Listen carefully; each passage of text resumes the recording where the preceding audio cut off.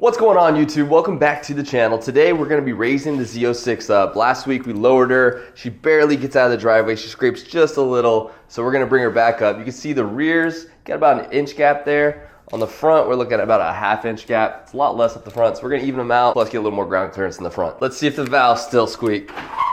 Yeah, just a little. So I did test the other day to see if that valve would squeak whenever we just started it from the inside of the car, and it doesn't squeak. It only does it when you remote start it. Let's see if I can get out of here without. Oh, I did it. If I hit it just right, I can get out, but I don't want to have to sit there and do that. Just gonna bring her up just a few millimeters, and then we won't have to worry about it. And then my side skirts will be happy too, because that's a little close for comfort. So it looks like this is what we were nailing every single time we were going down. This is the driver's side. Looks like I can still get a bit in there. The middle's not looking too bad. The passenger side.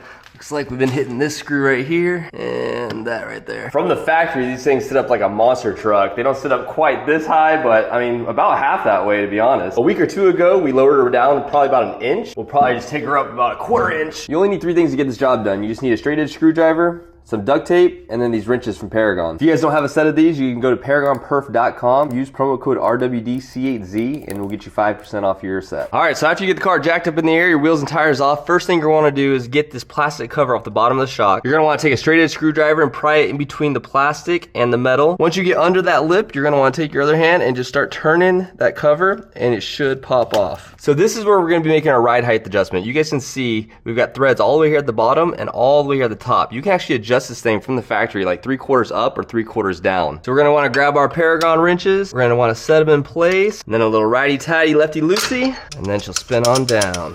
So when I originally lowered her, I just made sure that this nut right here, when it was screwed on, the bottom of it was clearing all the threads or just left 1 thread left. So what we're gonna do is take this spindle nut up about 2 or 3 threads to basically where when I tighten this bottom nut, it's gonna show about 2 or 3 threads at the bottom. Next up, a little duct tape, because this thing will spin. So you need to throw a little duct tape on the bottom of it to prevent it from spinning. Alrighty, after you get your duct tape on there, nice and tight, we should be able to spin this without this rotating at all. What I'm gonna do is take a Sharpie and just mark this edge right here, just so I know when I've made about 2 rotations. And as you guys can see, the spindle nut rotates pretty easily. Just holding the spring in place and just turning the spindle nut. And this should be the first rotation. Yep, there's 1. Really quick, just want to throw this locking nut up just to see how many. Oh, actually, we're sitting at 2 or 3 threads now. I'm not gonna do 2 rotations. I'm just gonna go 1 rotation on each side. So before we only had like 1 thread left at the bottom. Now it looks like we've got about 2 threads left. I don't want to go so much higher. I just want to go just enough to clear my driveway. So after you get your height figured out, we're just gonna lock in that bottom spindle nut. Some more righty-tighty, lefty-loosey action here. And just a little bit more just in case. Make sure she's tight. Just wanna make sure she's tight. All right, she's on there. Now you just wanna take off your duct tape. After you get that off, you just wanna pull up your plastic cap and snap her in place. You might have to walk her around just like we did when we put her on there. And there she goes. Passenger side done. Now we just gotta go tackle the driver's side. Went ahead and matched up the driver's side to the passenger side. Let's see if these side skirts are any happier.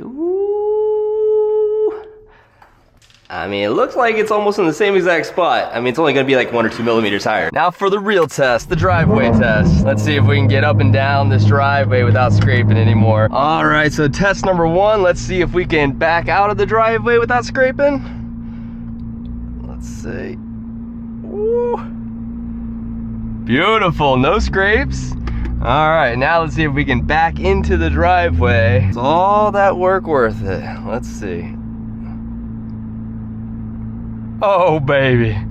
Oh, baby. Well, there you guys go. The car passed the driveway test. We're not scraping any longer. Looks like we can get about, I'd say about 1.5 to 2 fingers in the rear tire. And now the front tire, it's matching that 1.5 to 2 fingers. See, it's super easy to lower or raise. You just need those wrenches if you don't have the lift on the front end. You guys can pick those up at Paragon. But as always, guys, thanks for watching. We'll see y'all in the next video. Peace.